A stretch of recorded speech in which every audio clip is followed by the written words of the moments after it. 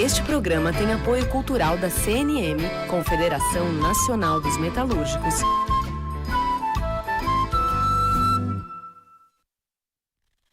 Livre para todos os públicos.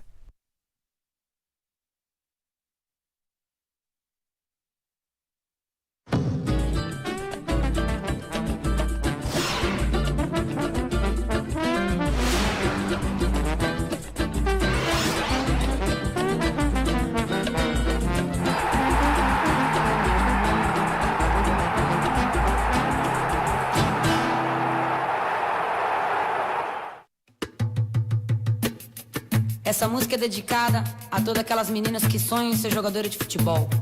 Jogadeira. Desde pequena muito preconceito, aqueles papos futebol não é pra mulher. Mas aprendi a dominar no peito, pôr no chão e responder com a bola no pé. Sempre com a molecada correndo na rua, é ligeira, monta o time e a panela é sua. Não quer brincar de boneca nem pintar na escola, só quer saber de driblar, correr atrás de bola. Qual é, qual é? Futebol não é pra mulher. Eu vou mostrar pra você, mané. Joga a bola no meu pé.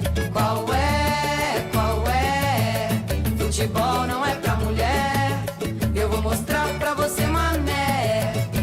Joga a bola no meu pé. Agora a menina já virou mulher, tá correndo atrás do sonho e sabe o que quer. Driblando as dificuldades, deixando pra trás. Com orgulho é jogadora e ama o que faz. Qual é, qual é? Futebol não é pra mulher. Olá, amigos da TVT, da Rádio Brasil Atual. Hoje o assunto é futebol feminino. É tanto assunto, tanta coisa pra gente conversar, que eu calculo que a gente vai fazer em 2 programas. Um só é pouco. Tô aqui, na ponta esquerda, com a Juliana Regui. E aqui no centro do ataque, a Roberta Nina. Nós vamos falar de, olha, eu relacionei aqui, Copa do Mundo, que acabou de acabar. Sim. As peripécias de quem foi, a Nina estava lá, a performance do Brasil, como é que foi o desenrolar da Copa.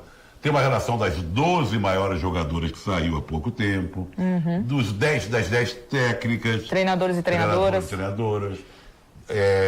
Vamos falar do museu aqui do futebol, que está com uma exposição muito legal, faz tempo. Dos campeonatos paulista, brasileiro, da nova técnica da seleção brasileira. Tem assunto, hein? O que não falta é assunto. Vamos começar pela Copa do Mundo? Vamos.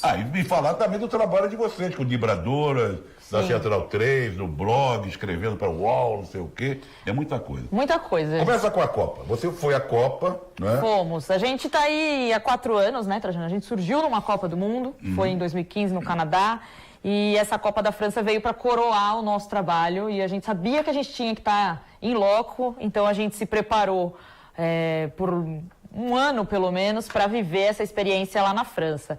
E foi muito surpreendente tudo que a gente viu lá, o clima da Copa, como a França abraçou o futebol feminino e os outros países da Europa que também estavam sempre cheios, com família, com muita criança. E os órgãos de imprensa, jornais, as televisões divulgando demais na França. Divulgando demais, assim, Londres, Estados Unidos e a França eram os maiores veículos de imprensa que estavam ali cobrindo a Copa do Mundo.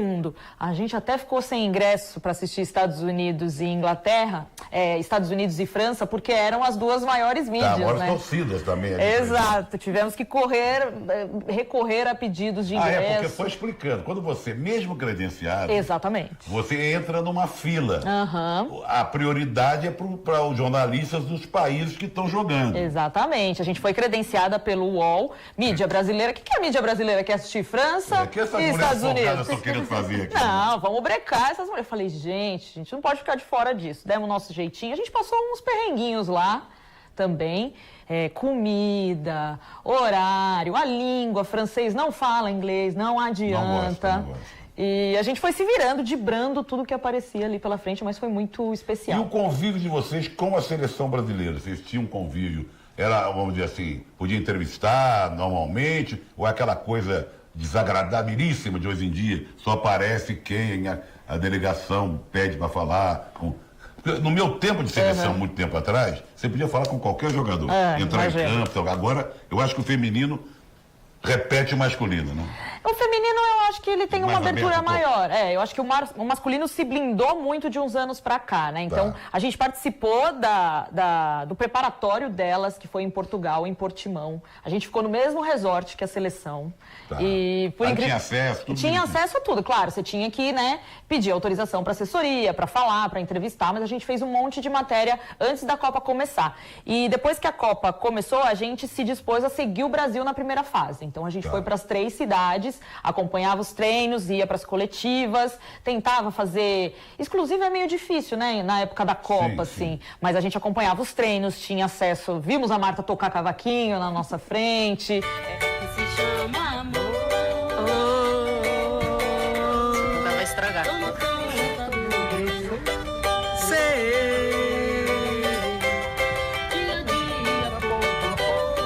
Conversamos com o Cristiane, com a Andressa Alves, com a Bárbara, a gente teve bastante acesso às atletas. Ju, você não foi para a França, mas ficou acompanhando, participou de mesas redondas, de programa de rádio. Foi.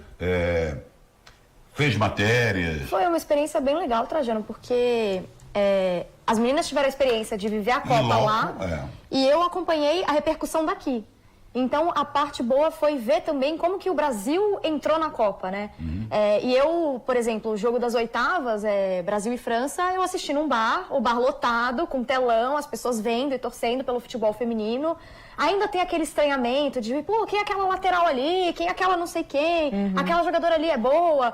E muitas vezes tinha uma substituição, as pessoas não conheciam muito bem quem era, quem entrava, mas o interesse genuíno de conhecer o futebol e de torcer, e até aquela coisa de, poxa, esse time da França é bom, hein? E rolando a Copa América aqui no Brasil, o pessoal fazendo muita comparação. O Simas, grande Luiz Antônio Simas, nosso querido amigo, disse que estava no bar, no Bode Cheiroso, que é um bar perto do Maracanã, que aliás é ótimo, o Bode Cheiroso, que tem 2 televisões. E tinha dias que tinha jogo da Copa América, eu acho do Brasil, não sei, e jogo da Copa do Mundo Feminina. Coincidia, e as pessoas, a atenção ficava dividida mesmo, as pessoas queriam ver as 2 coisas acontecendo ao mesmo tempo. Que isso, é futebol, né? Não importa o gênero, homem, mulher, eu acho que o alto nível move. da Copa foi tanto, as pessoas ficaram tão impressionadas que existe futebol feminino em alto nível, e a gente teve uns jogos tão ruins na Copa América, que às vezes as pessoas brincavam, poxa, estou preferindo assistir a Copa Feminina tá do que a Copa melhor do que América. aquele, né? Exato. Agora, em termos mundiais, né, Nina, foi uma repercussão muito grande, porque,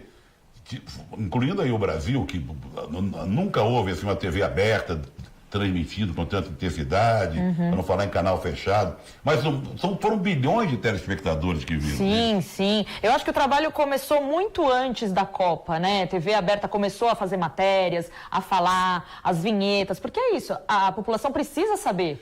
Tem que ter uma preparação, não adianta enfiar a goela abaixo, porque fica quando meio Eu acho que Exatamente. tiveram uma divulgação muito grande em todos os programas. Sim. E não só matérias sobre as jogadoras, mas matérias sobre o Mundial, sobre as veteranas da seleção feminina. Acho que trouxeram o futebol feminino para o centro dessa vez. E tem uma coisa também, um ficava com inveja do outro, e até para não ficar fora, de pega mal se a gente não der notícia do futebol feminino, nós somos machistas mesmo, então vamos botar uma materinha aqui, contratar uma apresentadora, uma comentarista. Rolou uma meia-culpa, rolou uma meia-culpa nessa Copa. E era necessário que existisse mesmo. Sim, foi muito especial também ver as mulheres cobrindo, né, em loco, a Copa, assumindo um protagonismo de reportagem feminina, foi bem legal. Tinha uma comentarista que eu achei ótima. Comentou para a Sport TV, eu acho que ela é do Paraná. A Nádia Mauad. Ela é muito boa. Ela fez um trabalho excelente, assim, de preparação. Ela conhece bem, ela sabe transmitir, ela explica direito. Porque as outras, a Ana Thaís também. Excelente. E outras comentaristas eram boas, mas eu achei que ela tinha uma força, assim, de uma presença muito legal. Bom, foi um sucesso. Tem mulher transmitindo até hoje, continua com... Mulheres transmitindo, já houve isso antes. Narração, você diz. Tá. Sim. Eu falo transmitir que eu sou velho. Narração. Já houve na Copa do Mundo masculina. Nós já tivemos... Sim, do ano passado. Equipe feminina, né, transmitindo jogos e homens. Sim. Não é isso? Isso aí foi o trampolim para agora continuar. E agora continua tendo um jogo ou outro, às vezes tem alguém narrando, transmitindo. Sim. Tem mulheres que já fazem parte da grade fixa, transmitindo campeonato argentino, campeonato inglês. Também tem dentro da própria Federação Paulista, por exemplo, quando ela transmite um jogo do Paulista feminino, ela sempre coloca uma mulher para fazer a narração. Os canais de YouTube dos clubes, sempre às vezes tem a comentarista. Então, a mulher está ocupando esse espaço também para soltar a voz na transmissão. E qual foi o grande destaque dessa Copa do Mundo? Nossa, tá difícil. Mas você quer uma jogadora, um jogo? Uma seleção, um jogo. Jogador, eu acho que é um capítulo à parte. Exato. Nós já temos uma escolhida. Já temos. Podemos até falar dela agora. Podemos. Vamos falar da Rapinoe. Vamos falar da Rapinoe. Ela foi um grande destaque dessa Copa, não só dentro de campo, né, fazendo gols, assistências, brilhando, mas também com o posicionamento fora de campo, que é uma coisa que a gente é muito carente no jogador, na jogadora de futebol. A gente sempre vê aquele, não conseguimos os 3 pontos, no próximo jogo a gente consegue. Só nós sabemos que nós passamos. Exato, aquela falta de posicionamento, de chamar a responsabilidade. E ela muito irredutível também. Começou com aquela coisa dela. em relação ao Bush, né? Do Trump, né? Não vou à Casa Branca. Não vou à Casa Branca. Mas começou ela ali. manteve isso a Copa inteira. E em momento nenhum ela desistiu da Mesmo o Trump tentando alisar Não, e o importante também é que ela não foi proibida de falar disso pela Federação Norte-Americana. Ela teve todo o espaço. Inclusive, eu achei muito simbólico que na final ela fosse a capitã. Sim. Porque teve o rodízio da faixa de capitão, então várias jogadoras vestiram a faixa, mas que na final fosse ela, a Rapinoe, que estivesse ali representando e a ela seleção foi americana. escolhida a melhor jogadora. Foi do torneio, sim, e agora está concorrendo ao prêmio FIFA, né, de melhor jogadora do mundo. É uma entre as 12. Vamos ver aquele discurso que ela fez na chegada da seleção americana, campeã, lá em Nova York. We have pink hair, purple hair. We have tattoos, dreadlocks. We got white girls and black girls. And everything in between. Straight girls and gay girls. Hey! We have to love more, hate less. We gotta listen more and talk less. We gotta know that this is everybody's responsibility. Every single person here. It's our responsibility to make this world a better place. Yes, we play sports. Yes, we play soccer. Yes, we're female athletes. But we're so much more than that. You're so much more than that. You're more than a fan. You're more than someone who just supports sports. You're more than someone who tunes in every 4 years. You're someone who walks these streets every single day. You interact with your community every single day. How do you make your community better? How do you make the people around you better? Your family, your closest friends, the 10 closest people to you, the 20 closest people to you, the most 100 closest people to you. It's every single person's responsibility. But it's time to come together. This conversation is at the next step. We have to collaborate. It takes everybody. This is my charge to everybody. Do what you can. Do what you have to do. Step outside yourself. Be more, be better, be bigger than you've ever been before. If this team is any representation of what you can be when you do that, please take this as an example. This group is incredible. We took so much on our shoulders to be here today, to celebrate with you today. And we did it with a smile. So do the same for us. Please, I ask you. Você acha que esse discurso que ela fez, atitudes que ela tomou, bandeiras que levantou, isso tudo, cabelos que ela pintou, tudo isso provocou nas outras jogadoras, nas jogadoras brasileiras, por exemplo, nas jogadoras de todas as outras seleções, houve uma cutucada, um despertar, olha aqui, olha, vamos, tem gente, olha, é importante o que ela falou. Eu avalio que sim, porque foi um posicionamento não só político, mas de causas, né? LGBT. Exato, e LGBT e causas raciais também. A questão de não cantar o hino, isso pro norte-americano é muito forte, né? Ela essa abalou história Bangu, toda com... Abalou o Bangu. Então, acho que o fato dela se posicionar, independentemente de estar sendo questionada ou não pela imprensa nos Estados Unidos, e deixar claro que esse era o posicionamento dela e cobrar por melhorias numa modalidade que é muito mais avançada lá do que aqui no Brasil, eu acho que despertou em algumas brasileiras, e a gente vê isso no movimento até no retorno da Copa, da gente ter mais jogadoras se posicionando, então cobrando, mostrando, olha como o gramado aqui do estádio tá ruim, olha as jogadoras dormindo aqui no hotel, olha como está o calendário do brasileiro. Acho que lá em Recife, treinando com mato. Com um matagal horrível. Matagal horrível. Jogador do esporte, eu acho que sim. Do esporte. Não, e uma jogadora do esporte que, inclusive, reclamou abertamente sobre o esporte, sobre o clube, foi dispensada pelo clube, mas, assim, se colocou. Eu acho que elas estão perdendo o medo de se colocarem e de falarem o que elas pensam e o que elas demandam pela modalidade. Mas antes da Copa, já houve uma jogadora que protestou e não foi à Copa do Mundo. Foi a Ada. Não é jogadora mais do país dela, exigindo igualdade salarial. Exatamente. A Ada Hegerberg foi eleita a melhor jogadora do mundo em 2017. Não foi à Copa por escolha própria. Ela é da Suécia? Da Noruega. Noruega. E ela não foi à Copa por escolha própria porque ela não acha justo o sistema, né, que o futebol feminino, a maneira como o futebol feminino é tratada no país. Até porque eles igualaram os salários lá para homens e mulheres, mas ela fala que a questão não é só igualar os salários, ela quer uma igualdade de oportunidade, de infraestrutura. Que é o respeito antes de tudo, né? E a Ada está na lista, hein? Não foi para a Copa. Então vamos falar dessa... tem uma lista aí normalmente são 10. Sim. Essa lista incluiu mais 2. Porque teve das melhores jogadoras técnico, do mundo. E não tem nenhuma brasileira. É bom a gente também colocar isso. Sim. Você tem de cabeça as 12? Olha a chamada oral. Dá para procurar. Lucy Bronze.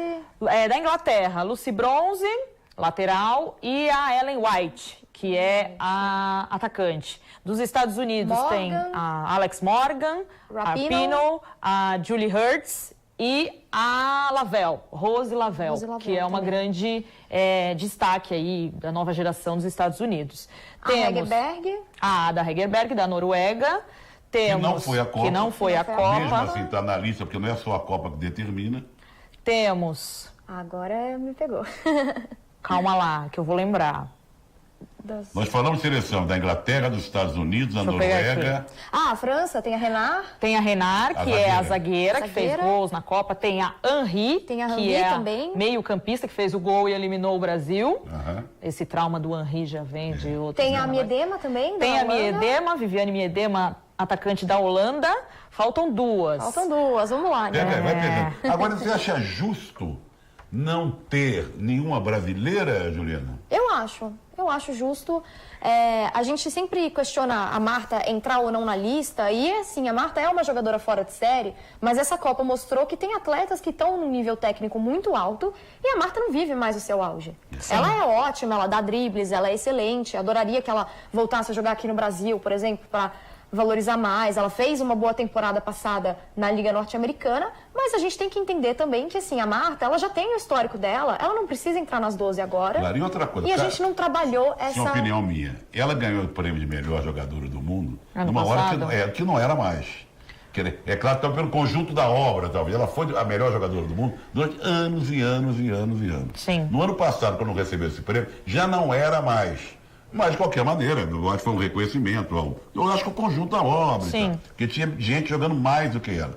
Não, isso não está em jogo. Agora, mostra que nós temos... O querido Menon, eu sou fã do Menon, que tem um blog no UOL. Ele levantou uma questão muito delicada em relação a essa coisa das jogadoras. Falou, tá certo, esculhambamos o Vadão, não era para ser o técnico, tiraram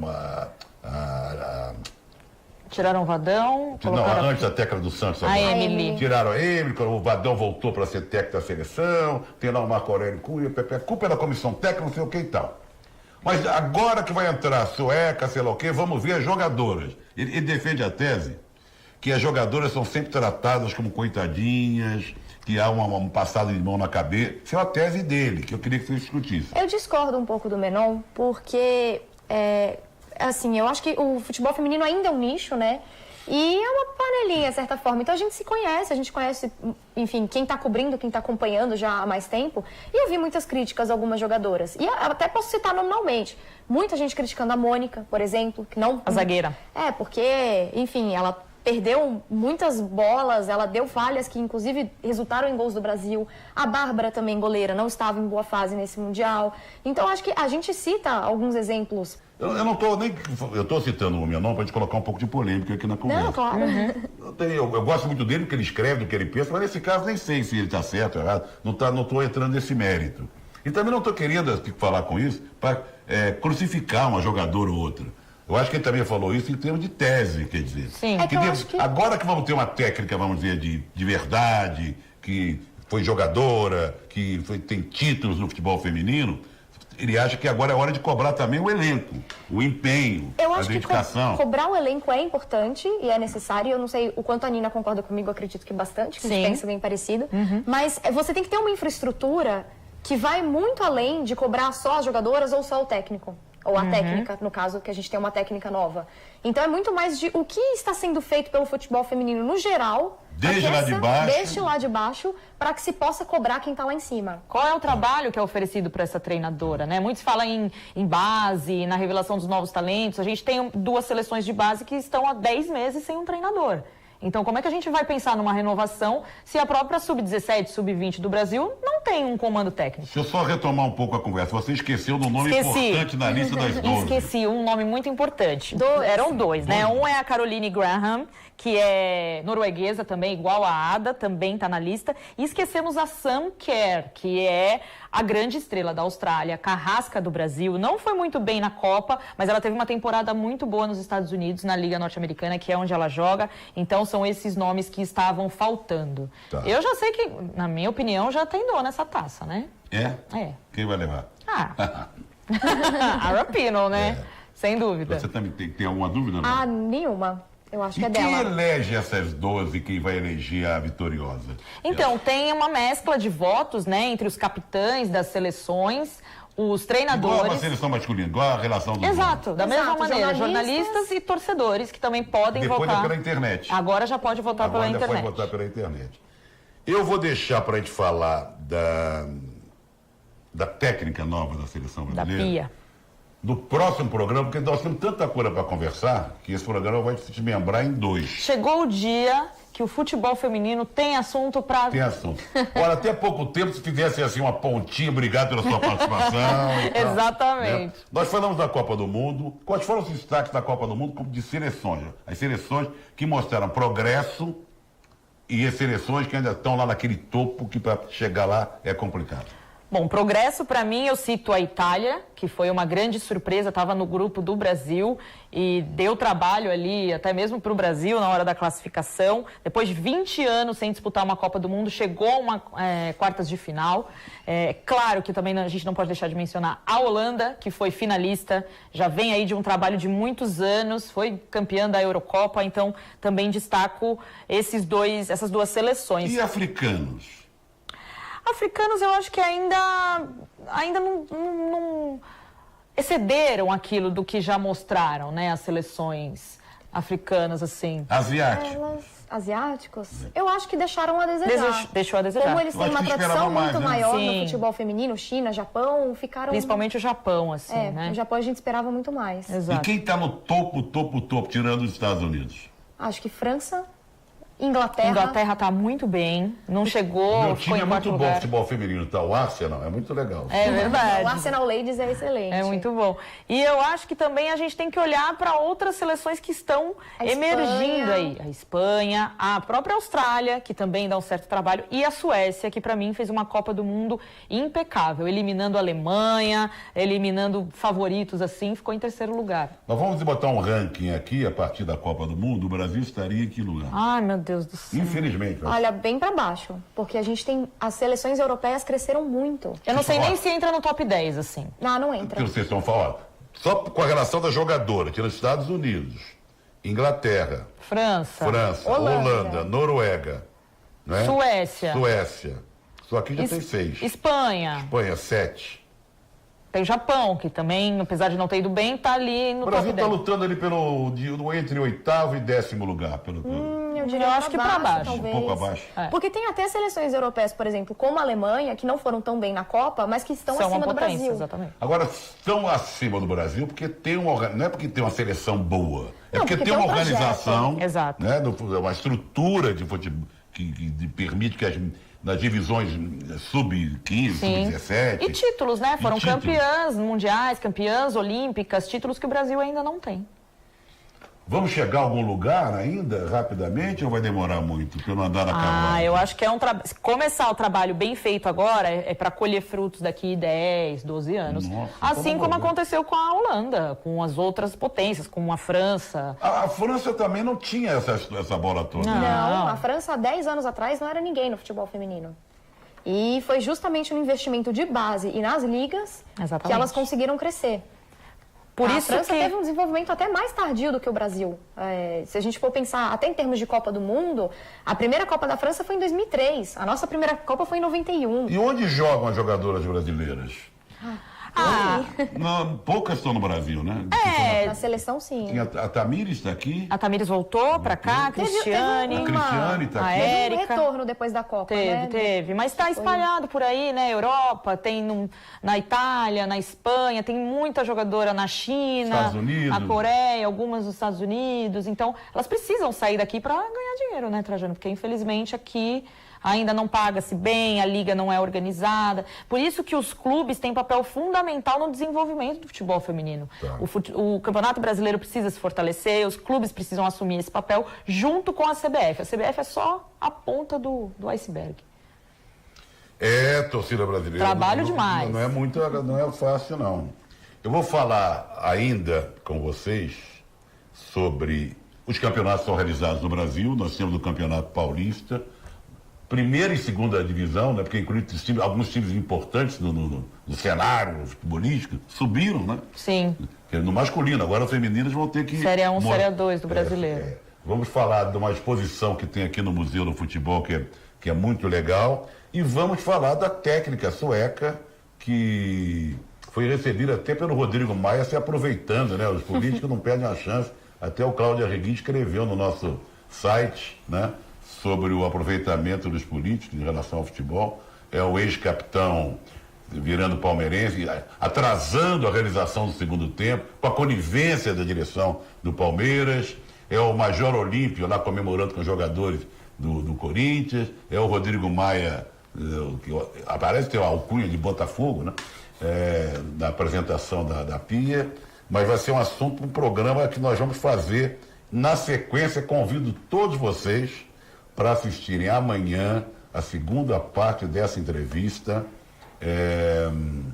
com a Juliana Arregui, com a Roberta Nina, e vamos falar também mais de vibradoras, mostrar como é que funciona na Central 3, que vocês têm um podcast, como é que é o site, o blog, etc, etc, etc. Combinado? Sim, combinado, estaremos aqui. Voltamos amanhã com mais um papo com a Juliana e com a Roberta Nina. Um abraço e até lá. Eu vou mostrar pra você, mané. Joga a bola no meu pé. Se você pensa que é fácil a vida dessa mulherada, mas não é não, cê tá enganado. Antes de jogo não tem balada, além de muito treino e dedicação. Não tem final de semana nem feriadão. E se quiser pagode só tem no busão. Então fecha com a palma agora no refrão. Qual é? Qual é? Futebol não é pra mulher. Eu vou mostrar pra você, mané. Joga a bola no meu pé. Qual é? Qual é? Futebol não é pra mulher. Eu vou mostrar